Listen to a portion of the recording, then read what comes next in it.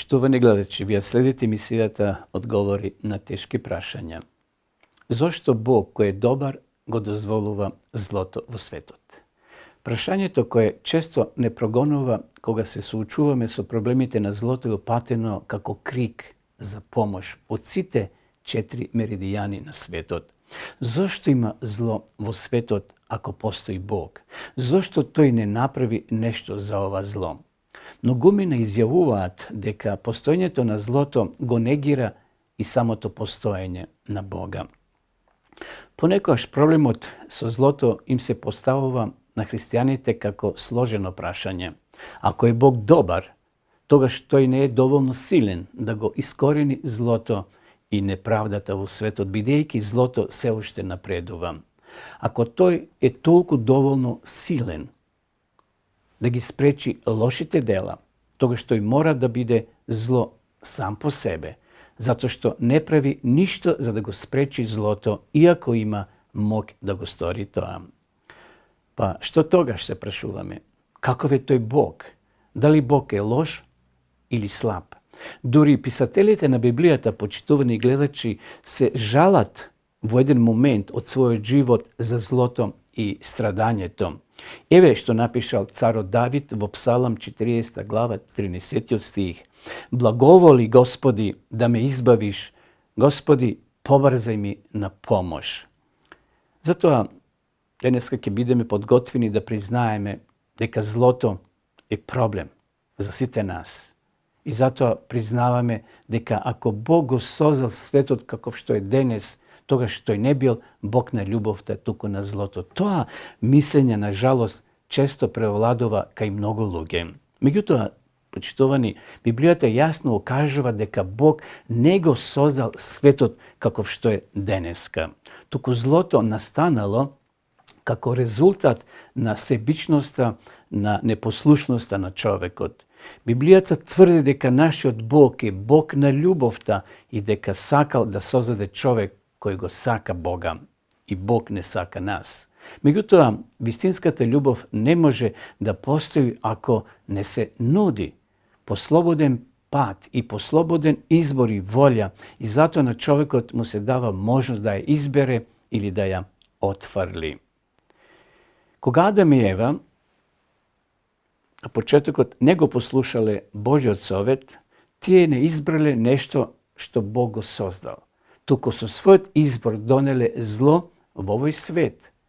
Човечкиот избор довел на почетокот, кога Бог го создал овој свет, по самостојна волја, слободна волја, првиот човек избра она што го избрал во својот живот, и денеска ете ние ги трпиме последиците. Човекот на тој начин си нанел зло на себе и со тоа себично избрал пат кој го оддалечил од Бога. Поради падот на човекот во грев, светот и природата секако се вознемирени. Светот не е како што треба денеска. Бог не создал ваков свет со болки, со страдања и со смрт. Човекот се одвоил од Бога поради падот во гревот. Природата не е секогаш љубезна кон човекот, а и животинскиот свет станува непријател на човекот. Денеска треба да признаеме дека има конфликти меѓу луѓето. Таквата состојба не постоела пред човекот да падне во грев. Секој решение кое би можело да го елиминира злото во светот и да го реши огромниот проблем со кој се соочува човештвото, мора да има предвид дека светот каков што постои денес не бил таков во својата првобитна форма. Иако злото постои денес како неизбежна реалност, сепак, почитувани гледачи, тоа е привремено. Злото, вели Библијата, дека на крајот ќе биде уништено. Тој надежта на секој христијанин, на секој верник. Доаѓа нов свет во кој нема да има солзи, болка и зло, бидејќи се ќе се создаде ново. Еве што вели апостол Јован во книгата Откровение 21 глава 5 стих. И седнатиот на престолот рече: ете, се ново создавам. И ми рече: напиши зашто овие зборови се вистинити и верни. Драги гледачи, изгубениот рај ќе стане еден ден нов рај. Бог ќе го исправи секое зло и ќе го острани злото за секогаш, и тоа во времето што тој ќе го одреди. Затоа денеска христијаните имаат причина да се борат против злото, неморалот и корупцијата. Светот не е создаден за да биде корумпиран и злобен, така што верникот има добра основа да се бори против општественото зло. Не држете се до верувањето дека се што постои е добро. Тој не се согласува со злосторствата кои тврдат дека и онака е Божи свет, нито пак прифаќа дека се што се случува е со Божја согласност. Бог не сака зло или да го оправда на било кој начин. Бог, почитувани, го мрази злото, исто така и христијаните. Не само што го презира злото, туку негова должност е да превземе некои мерки во однос на злото. Иако гревот денеска може да кажеме реален, верникот нема да го прифати како неопходен. Поистувајќи се со Исуса, верникот има должност да го нарече злото зло, да го крене својот глас и да се бори против општественото зло.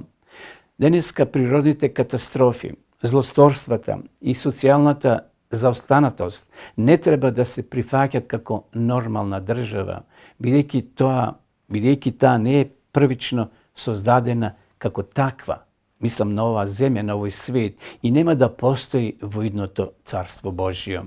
Меѓутоа, некои се уште се вознемирени зошто Бог дозволува зло.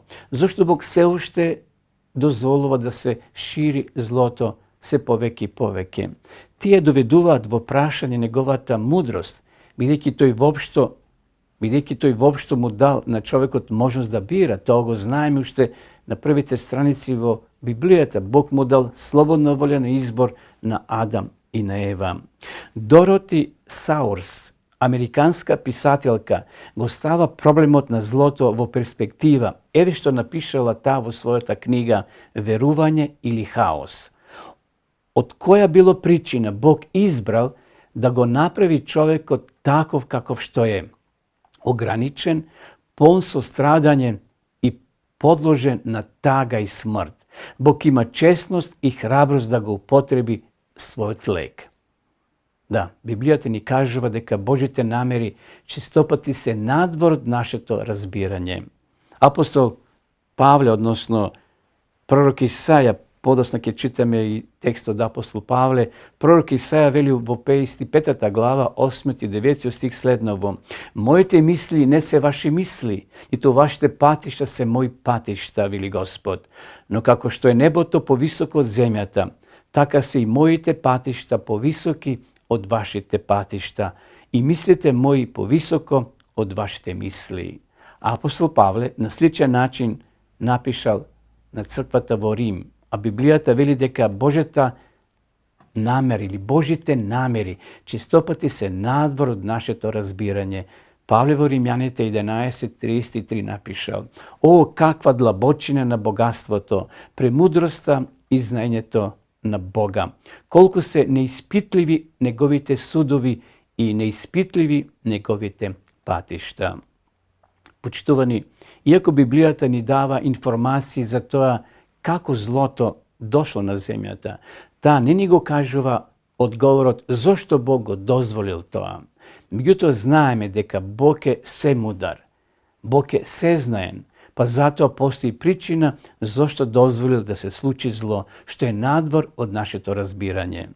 Почитувани гледачи, Бог никогаш не остава во слепа улица. Тој има одговор на секое наше прашање, но на жалост понекогаш ние не сме подготвени денеска, во време, да ги разбереме неговите одговори и да ги прифатиме. На прашањето зошто Бог кој е добар го дозволува злото во светот, одговорот е краток. Бог не е виновен за појавата на злото. Бог има решение за уништување на злото. И тоа ќе се случи наскоро. Ви благодарам на вашето внимание. Се гледаме во наредната емисија со ново прашање. Пријатно.